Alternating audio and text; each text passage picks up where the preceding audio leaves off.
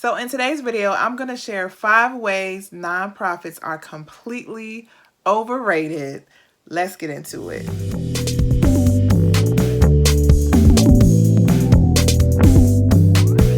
Hey y'all, this is Tiffany with Boss on a Budget. I help people start their nonprofits. If you need help, make sure you subscribe to this channel because I drop videos every week.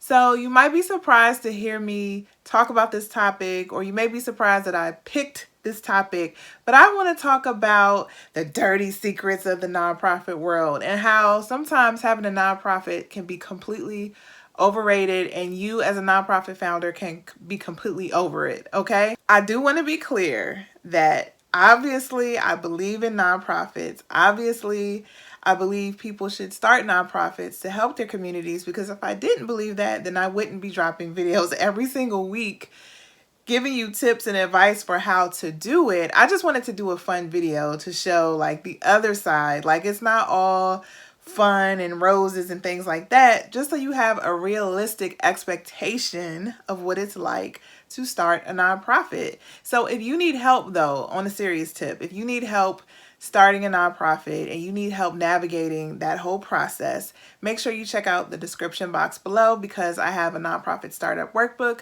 which will guide you through your first year. All right, y'all ready? So these are the 5 ways that having a nonprofit is completely overrated. So number 1 is the ability to bring in money. Like, people can give you money and you do not have to pay tax on that. That seems like such a great thing. But the reason why I say it's overrated is because you always have to ask for money. Like, if you're dependent on people giving you money and people contributing to your organization, that means you always have to be in that mode to ask for money. You always have to have that as a frame of mind. Now, mind you, as a business, that's top of mind too, right? You always have to know how to make money. But typically, like when you're running a business, there's one way to make it. You have a product and your service, and you're working on that product and service and marketing that, and you make money that way. Nonprofits is so many different ways to make money.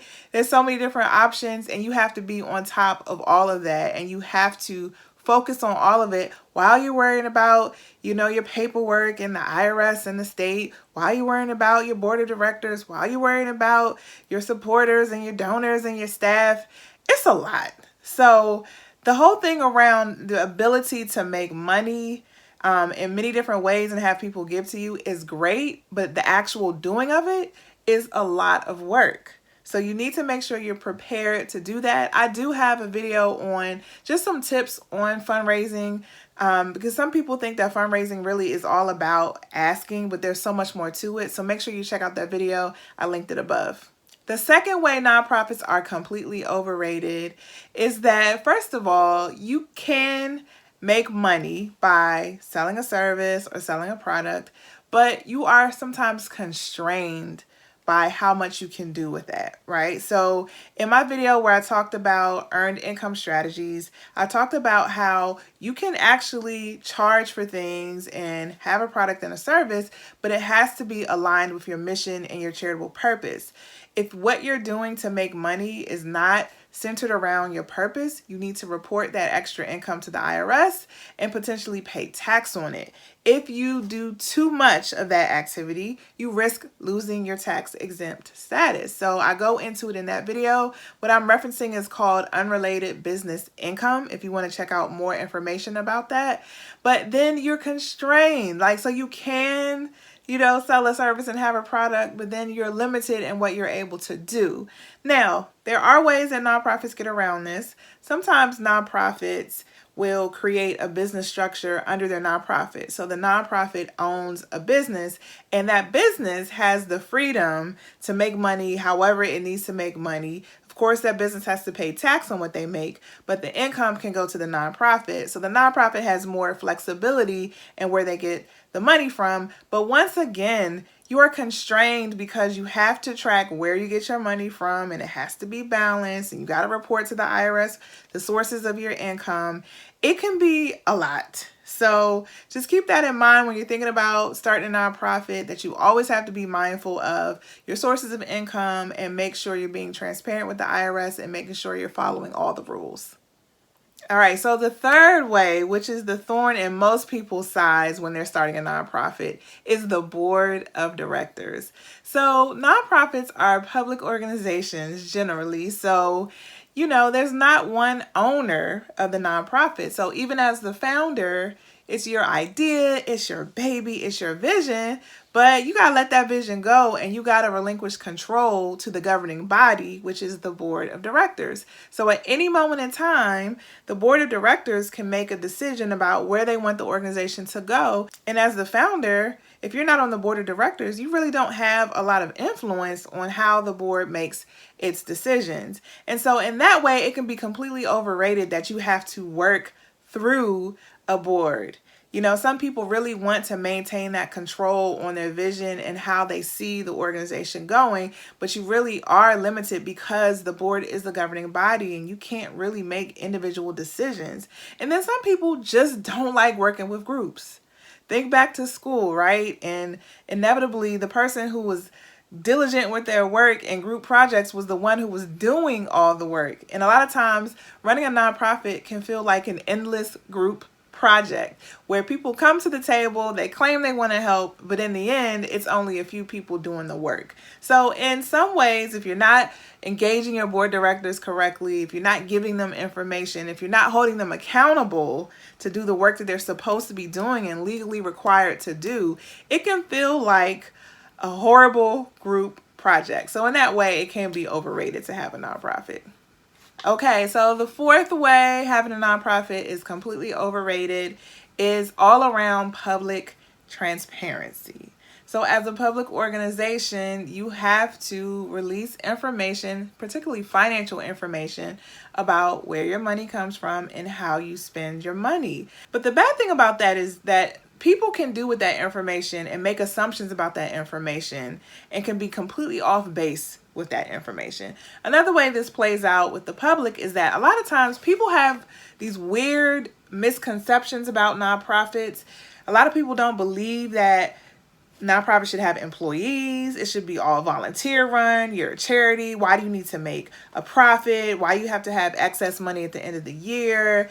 People have all these weird hangups about nonprofits. If a CEO is making too much money, even if it's a multi-million-dollar company, they wouldn't blink an eye when it comes to a for-profit business. But if it's a nonprofit, it immediately becomes a problem, even if they operate in similar ways. And people have this weird thing about overhead. So if a nonprofit is spending too much money on administrative expenses, sometimes referred to as overhead, then they feel like, oh, the nonprofit is squandering public resources, when they have these unrealistic expectations, thinking that 10% of their budget can cover, having an HR person, having a lawyer and legal assistance, having financial assistance and someone doing your finances and helping with your taxes. It's completely unrealistic, but because you're in the public eye, and public transparency is huge for nonprofits because you want to make sure you have the public trust, you're almost held captive to those archaic ways of thinking.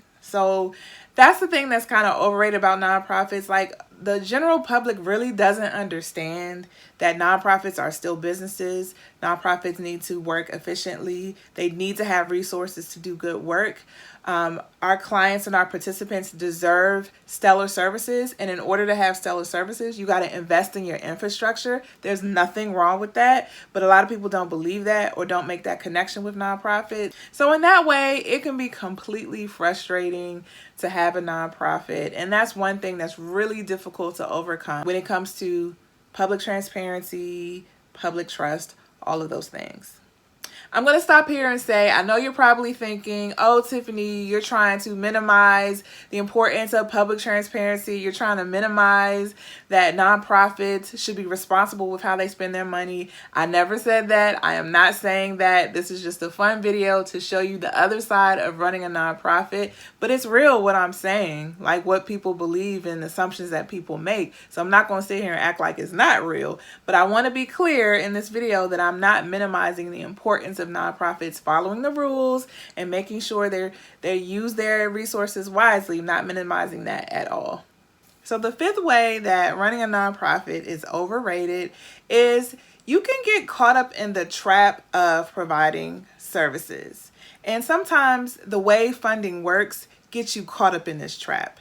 So sometimes there's not enough resources, like let's say in social services, there's not enough resources to really do things well, right? To really serve people well. So a lot of people are scrapping for resources, scrapping to pull together things to make it happen for their clients. But in that way, you get so caught up in making services, or you can only bill for certain things, certain ways, right? And you get so caught up in a rat race of providing services, not solutions. And a lot of times with nonprofits, they're not given the space to think creatively. They're not given the resources, or they don't have the resources to use new technology or more efficient ways of operating so they can provide better services. So this is a huge problem, especially with more established nonprofits. They just don't have the time and the capacity to be more updated with how they do things or how they use technology. And so you can get really caught up in, we're just going to provide the service, and all you're doing is providing a service, not necessarily solutions for your clients.